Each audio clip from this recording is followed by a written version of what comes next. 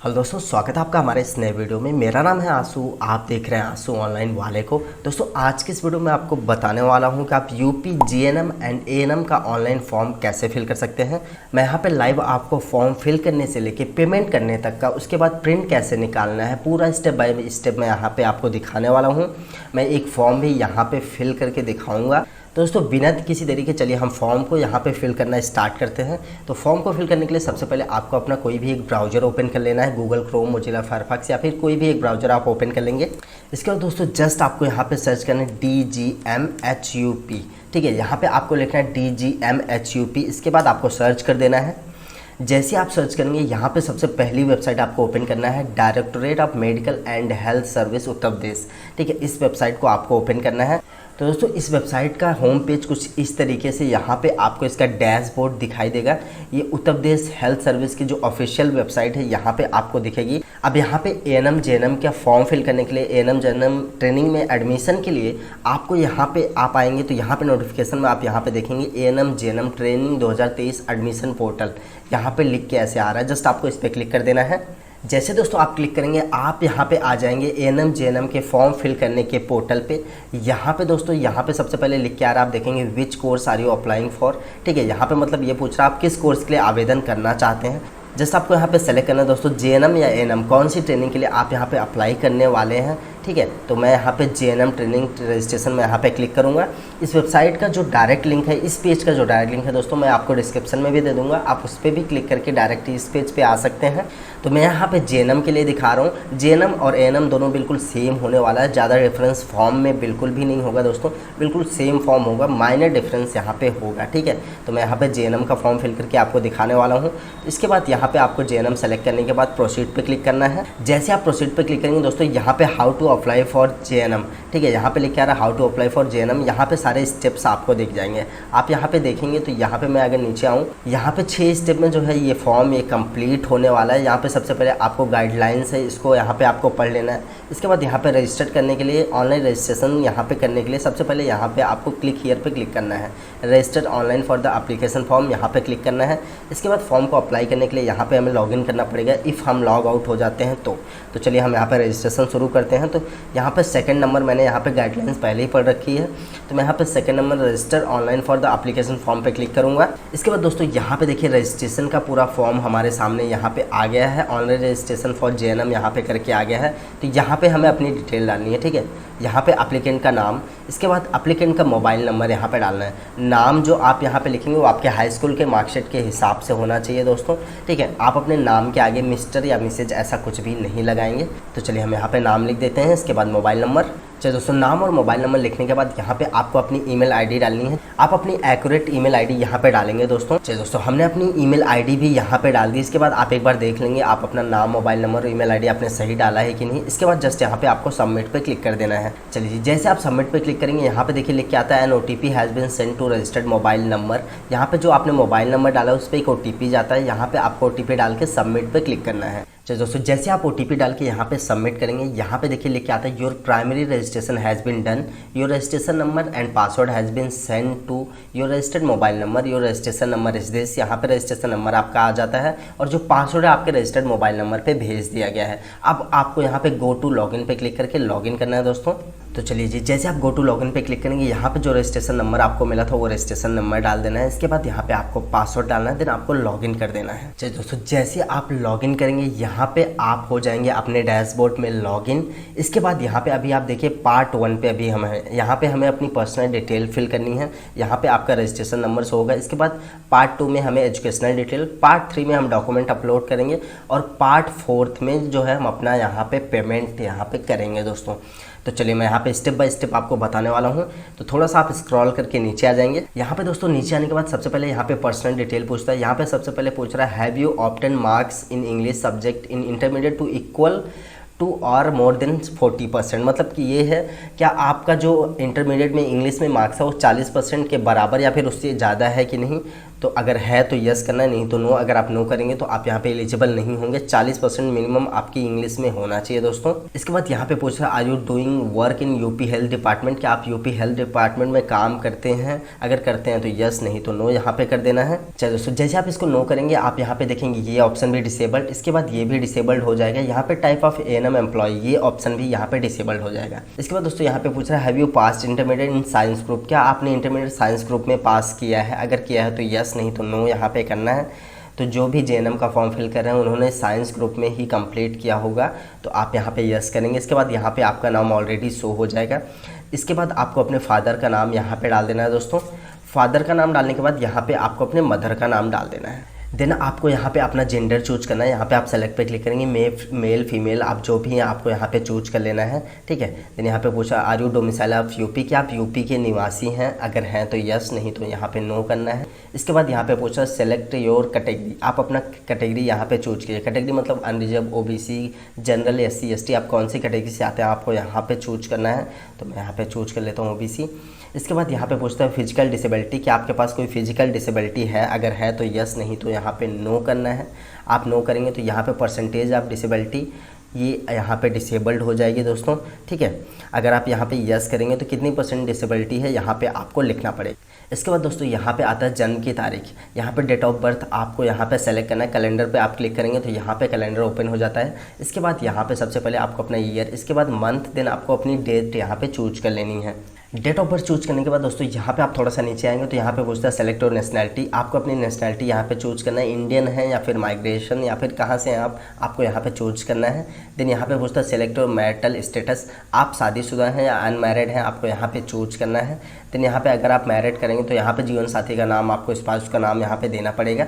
Mobile number यहाँ पे हमारा ऑलरेडी आ जाता है। अल्टरनेट मोबाइल नंबर अगर आप चाहें तो यहाँ पे दे सकते हैं। अगर आपके पास कोई और मोबाइल नंबर है देना चाहें तो दे सकते हैं, तो उसको ब्लैंक छोड़ सकते हैं। ईमेल आईडी आपकी यहाँ पे आ ही रही है। इसके बाद यहाँ पे आता है आईडी प्रूफ।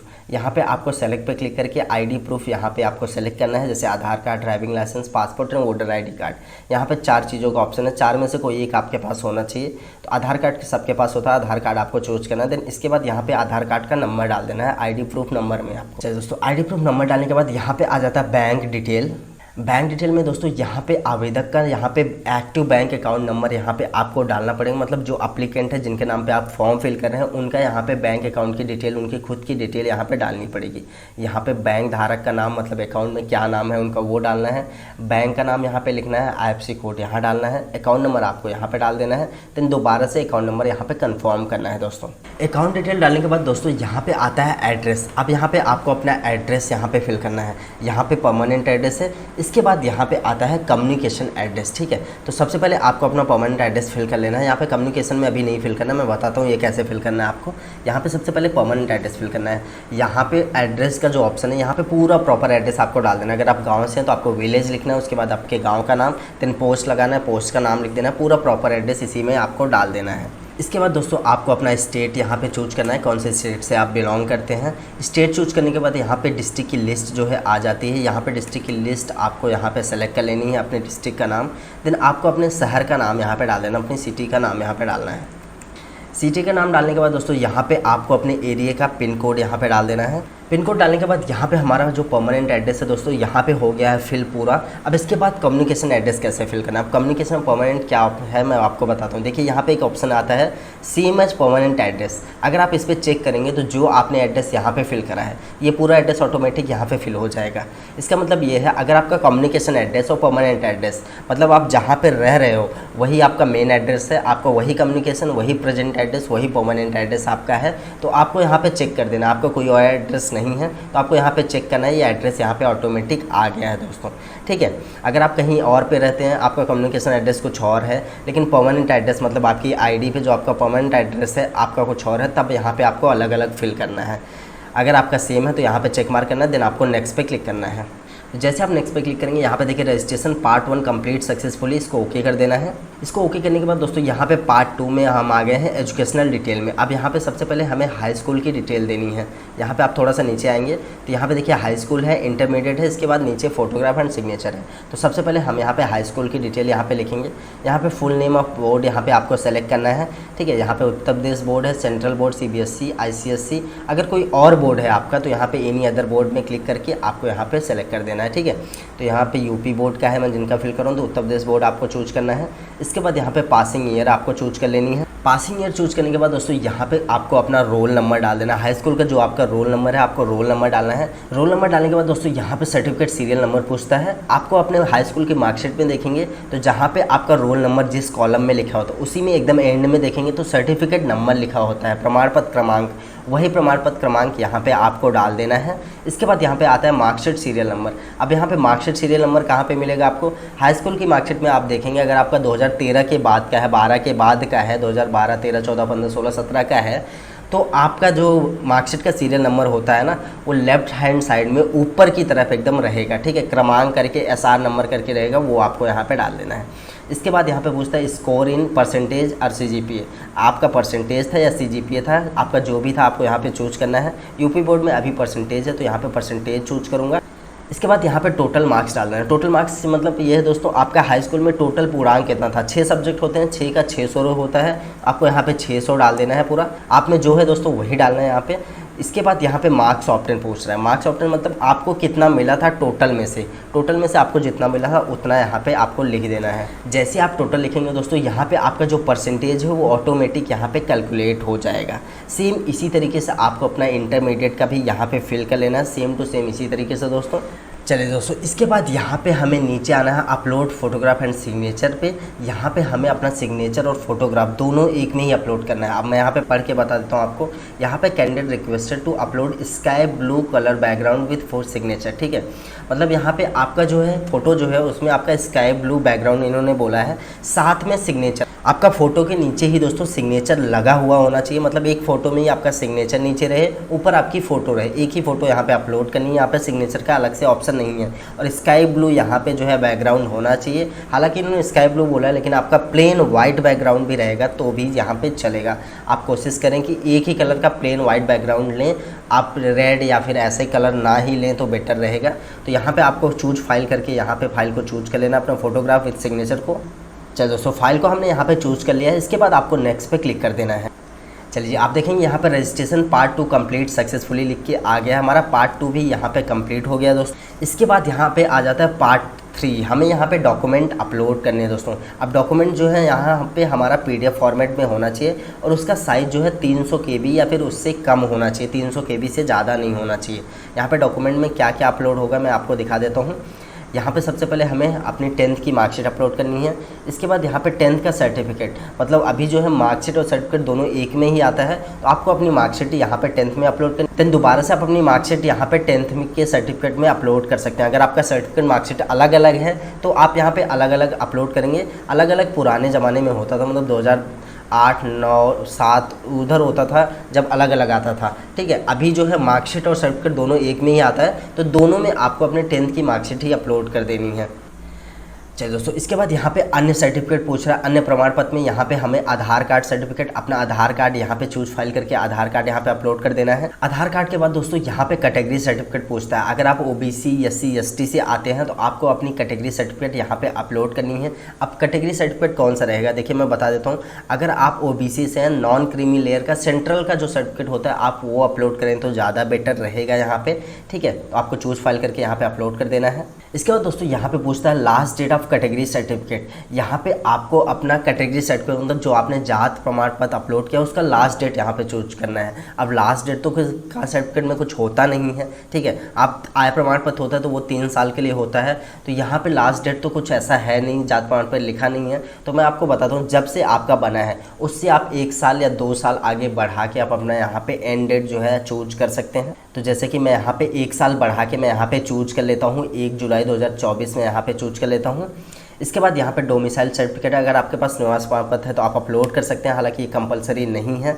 देन यहाँ पे फ्रीडम फाइटर, यहाँ पे आपको नो ही रहने देना है, यहाँ पे यस नो पूछेगा, आपको नो रहने देना है। अगर आप यस करेंगे तो यहाँ पे फ्रीडम फाइटर का जो सर्टिफिकेट है आपको अपलोड करना पड़ेगा। इसके बाद दोस्तों यहाँ पे कैरेक्टर सर्टिफिकेट आपको अपलोड करना है। कैरेक्टर सर्टिफिकेट कहाँ से मिलेगा आपको? कैरेक्टर सर्टिफिकेट आप अपने स्कूल से भी बनवा सकते हैं या फिर आप किसी भी 2 गैजेट ऑफिसर के कैरेक्टर सर्टिफिकेट बनवा के यहाँ पे अपलोड कर सकते हैं।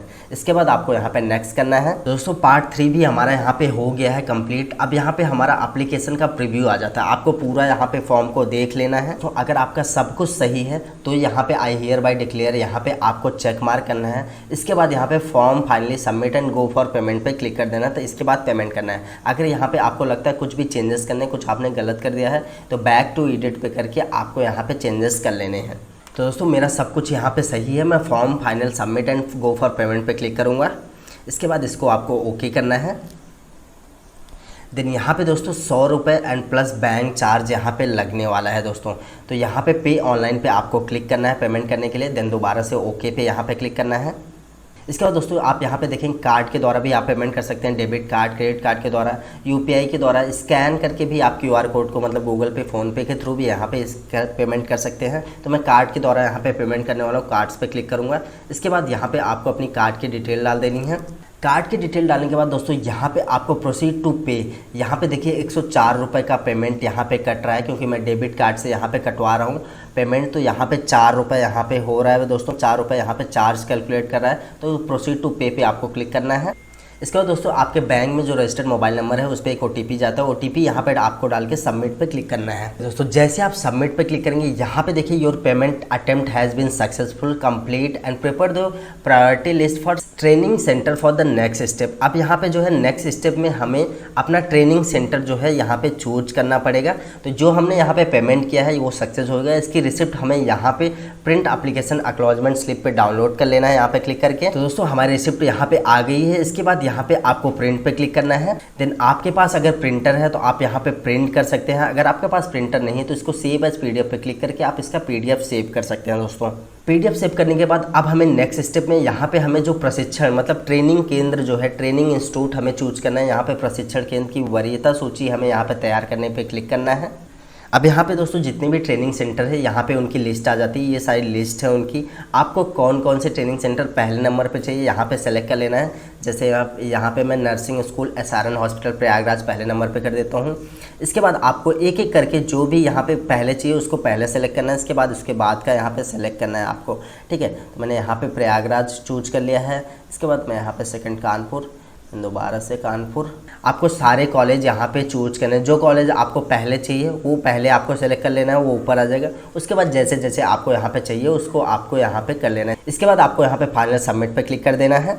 फाइनल सबमिट करने के बाद यहाँ पे पूछता है आप अगर फाइनल सबमिट कर देंगे तो आप इसमें चेंजेस नहीं कर सकते हैं, इसको आपको ओके कर देना है। देन यहाँ पे आप देखेंगे दोस्तों अब हमारा जो एप्लीकेशन है फाइनली यहाँ पे हो गया है submit. Your application has been submit successfully यहाँ पे लिख के आ गया। चलिए हम इसको ओके करते हैं। इसके बाद दोस्तों यहाँ पे आप देखेंगे your application has been finally submit, now no editing is allow on it. मतलब अब कोई भी एडिटिंग यहाँ पे अलाउ नहीं है। हमने अपना फाइनल सबमिट यहाँ पे कंप्लीट कर दिया है। अब यहाँ पे प्रिंट लेने के लिए आपको प्रिंट पे क्लिक कर देना है दोस्तों। प्रिंट पे क्लिक करने के बाद आप कभी भी इसका प्रिंट यहाँ पे प्रिंट पे क्लिक करके आप प्रिंट इसका निकाल सकते हैं दोस्तों। आपको जस्ट प्रिंट पे क्लिक करना है। यहाँ पे इसका पूरा प्रिंट आ गया है दोस्तों। यहाँ पे अगर आपके पास प्रिंटर है तो आप इसको प्रिंट कर सकते हैं। सेव एज PDF पे क्लिक करके इसको सेव भी कर सकते हैं दोस्तों।